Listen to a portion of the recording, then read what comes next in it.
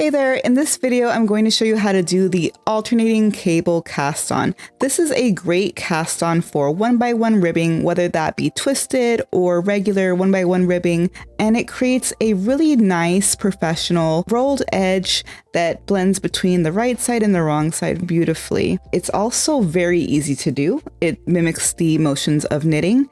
And it's also very easy to tell where you are in the cast on, whether you are doing a knit stitch or a purl stitch. Another wonderful thing about it is that you don't have to estimate the tail length. You can leave a short tail and just cast on however many stitches that you need. Before we get started, all you need is your yarn, your needle that you're going to need for cast on, and optionally you can have a crochet hook. Okay, let's go.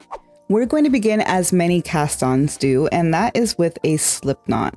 So you want to leave a 6 to 8 inch or 15 to 20 centimeter tail when you're doing that. And so I'll just pull out my tail and create my slip knot and place it on my needle tip. Okay. And this slip knot does count as your first stitch. So remember that we don't want to drop it. We want to leave it on the needle the entire time, and it'll be part of our cast on edge.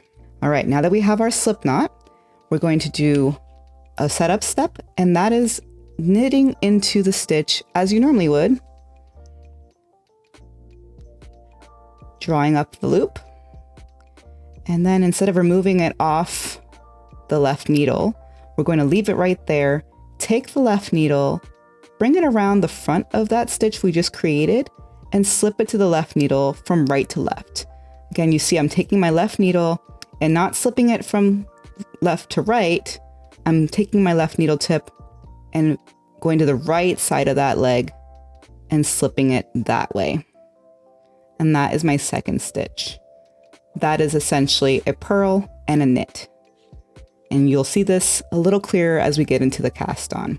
So now the first step is to insert our right needle between these two stitches from the back to the front. We're creating another purl stitch now. So I'm going to swing my needle underneath the working yarn, and then from the back to the front, stick the needle in between the two stitches, just like that. Now take your working yarn, wrap it around the needle purl-wise, and draw it back through those two stitches to create a purl stitch.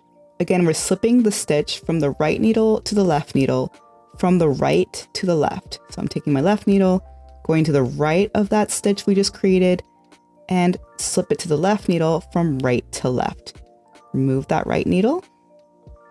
And now your yarn is in the front between those two stitches. And this is how we know we just created a purl stitch, because when we work a purl stitch in regular knitting, the yarn is at the front. Now we want to create another knit stitch. I'm going to take my working needle, make sure it's in front of the working yarn here, and then insert it between the two stitches, the first two stitches on the left needle. Insert my right needle from front to back between them. And this is like we're knitting now. So we'll wrap the yarn around the needle knitwise and draw up a loop. And then we're going to, you guessed it, take the left needle, slip the stitch we just created to the left needle by inserting it from right to left into that new stitch. And now our yarn is at the back of the work, like it would be if we were knitting. We're going to now return to making a purl stitch, because again, this is a knit one, purl one ribbing. So we're going to insert our needle underneath that working yarn so that we're not creating a big tangled mess. Insert it between the first two stitches on the left needle from back to front, just like that. Wrap the yarn around purlwise, draw the loop to the back, and then kind of elongate it a little bit so you can work with it. Insert your left needle in that stitch from right to left. Now bring my working yarn behind the needle again. And then I'm going to insert my needle from front to back between those two stitches, just like that. And wrap the yarn around knitwise. Draw up that loop, and slip it from right to left. So those are essentially the 2 steps you repeat, just inserting your needle from back to front to create a purl stitch, then from front to back to create a knit stitch. And you want to repeat those 2 steps for as many stitches as you need for your cast on. You'll want to end with an even number because of course we're doing a 1x1 ribbing in the round. If you're doing a 1x1 ribbing flat, then you will have an odd number, of course. So just in case you find it difficult to work the 2 steps that I just showed you with your needle, you can use a crochet hook. And I use a crochet hook that's the same size as my needle. You don't want to go larger than that, but you can also use slightly smaller if that's what you've got. So similarly, I just ended on the knit step. So now we want to make a purl stitch. So I'll take my crochet hook instead of the right needle and insert the crochet hook from back to front in between the first 2 stitches on my left needle. So I will do that. Grab my working yarn, wrap it around the crochet hook purlwise, draw the yarn through to create a loop, and just the same way, take my left needle from right to left to slip that stitch off the crochet hook and tighten the yarn. Now I'm going to insert the crochet hook from front to back between those 2 stitches, the first 2 stitches on the left needle. Wrap my yarn around the crochet hook knitwise, draw the yarn through to make a new loop, take my left needle and slip the stitch off the crochet hook from right to left. And that is how you can do that with a crochet hook. So whatever is easy for you, whatever makes the most sense, go ahead and continue that way until you have the number of stitches you need. To help you be successful with this cast on, I also wanted to provide a few quick tips, things that I incorporate when I do this cast on myself, and also how to look out for mistakes. So first of all, because this cast on involves a lot of back and forth, it's a little hard to keep track of your stitch count as you go. So I like to divide the number of stitches that I need to cast on into an even number, like 4, or whatever makes sense to you for your cast on number. And then every so often count the number of stitches I've got and place a marker after that. So for instance, I want to cast on 172 stitches. I divide it by 4, that's 43. So I've got 43 stitches here. And then I'll place another marker when I reach 43 stitches again. And then when I have 4 chunks of 43 stitches, I'll know I have casted on the correct number of stitches. Also, I wanted to show how to identify when you've made a mistake in this cast on. So if you look really closely at this cast on, you'll see there are the knit stitches, they're really prominent in the front of the work there, and the purl stitches kind of recede behind the work. So when you've casted on an even number of stitches, you'll have ended on a knit stitch. And when you've casted on an odd number of stitches, you'll have ended on a purl stitch. So let's say that when you count your stitches, you've ended on an even number, but your last stitch is a purl stitch. So you know that you've kind of gone wrong somewhere. Or you've counted an odd number of stitches, but you have ended on a knit stitch. Again, you know that you might have done one of the steps twice somewhere along the way. So I did that. So I figured I'd take this opportunity to show you how to identify that. Here in my second chunk of 43 stitches, I have my knit, my purl, my knit, purl. But if you look really closely right here, you'll see that I have a knit and 2 purls and then another knit. So I need to go back and change this stitch to a knit stitch and get back on track. So let's go ahead and do that. I've got knit, purl, and I want to drop all these stitches right there. And that's all you have to do is just drop them off the needle and pull on your working yarn.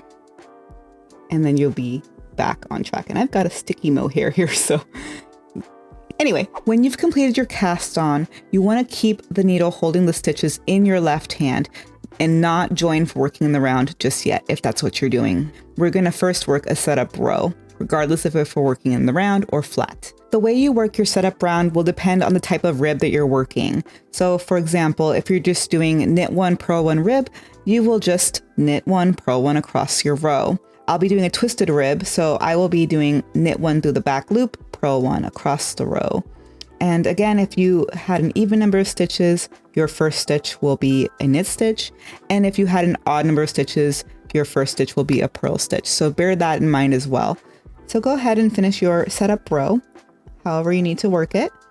And when you get to the last stitch, meet me back here and we'll talk about the next step.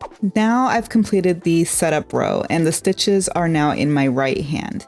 If you're working flat, you can go ahead and turn your work and continue working back and forth in rows as your pattern directs you to. But now if you're working in the round, you want to leave your stitches in your right hand, and now you're going to join for working in the round. So we're going to pull up our left needle here, get those stitches close to the tip of the left needle so we can begin to work them. Now you don't want to do anything fancy to join for working in the round with this cast on.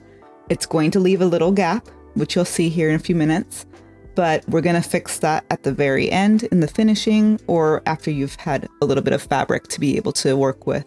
So right now we're just going to place a beginning of the round marker and we're just going to begin knitting whatever pattern we have. So again, if you have a knit one, purl one, rib, do that. If you have a knit through the back loop, purl one, rib like I do, a twisted rib, do that. Stay in your pattern and just start working in the round. Also, I want to make sure to mention this before we do that. Make sure your stitches are all facing the same direction. You don't have any twists in your round because that would be a pain after all that work, right? So it looks like all my stitches are facing the same direction. My working yarn's coming from the right needle. And now I'm ready to start knitting that first stitch on the left needle. And try to get this first stitch fairly tight.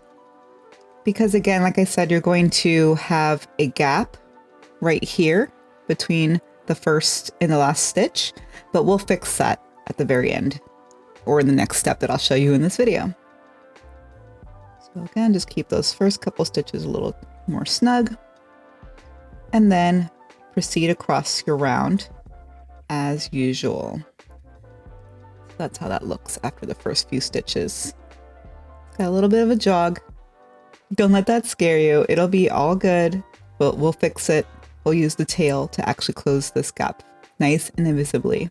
So I'm going to go sit on the couch now for a little bit and get a good amount of fabric knit up here so that I can show you the next step with the best amount of detail. And then we'll be all done with this cast on. So go ahead and get a good amount of knitting done and meet me back here when you're ready to close up that gap. All right, welcome back. I hope your knitting up until this point was enjoyable, but I know that if you're anything like me, that little gap was standing out to you the entire time you were knitting. So I know you're probably very ready to close it up. I usually wait until the finishing to do this step, but as long as you have enough fabric to weave your tail into, so I've got about 2 inches here, you can do this step at any time that you're ready. So we're gonna turn our work around. And my needles might be in the way here, which is often, again, why I wait till the finishing, but that's okay. And then we're going to take that tail and we're going to thread it onto a tapestry needle. So let's get that threaded.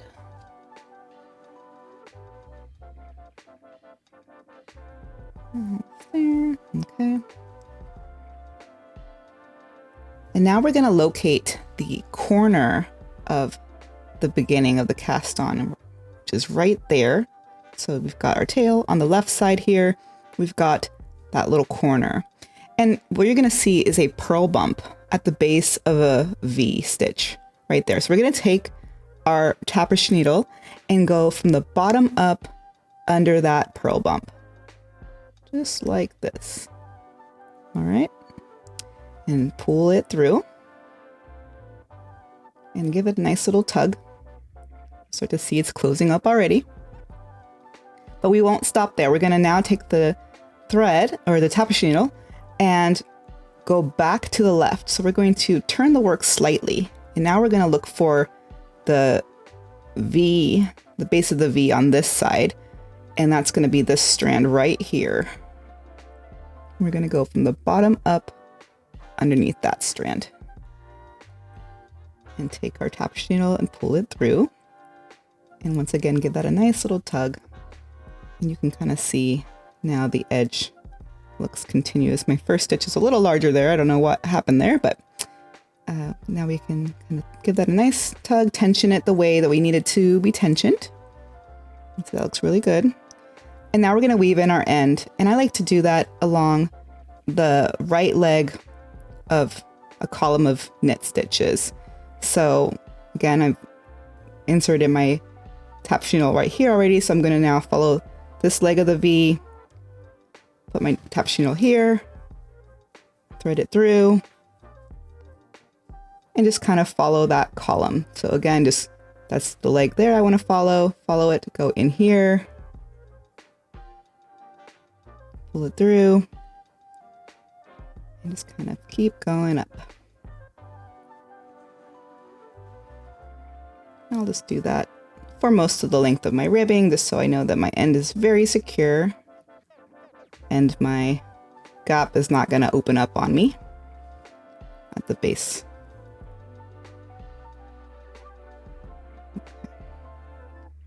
So then when I've gone up as much as I want to, I go all the way through underneath both legs of the stitch, just like that. And come back down for just a few stitches. So now I'm going to follow this left leg right here. Come down. Do it again. And I don't want to go too close to the hem with my tail, so I'm going to snip it right there.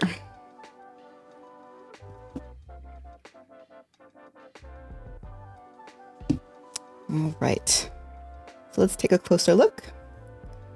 Now my cast on gap is nice and hidden. It looks continuous. Again, I don't know what happened to my first stitch there, but you can see that the gap is not as unsightly as it was while we were knitting. So this looks really good. No one's going to be the wiser where it is. If they do see it, they should not be looking that closely at your knitting. Anyway, that is how you do the alternating cable cast on. I hope you found it enjoyable and a fun tool to have in your toolkit. A nice skill to have when you're doing 1x1 ribbing. You may even want to try it with brioche. So yeah, definitely let me know in the comments what you use this cast on for. Let me know how you liked it, and I hope to see you again. Have a good rest of your day. Happy knitting.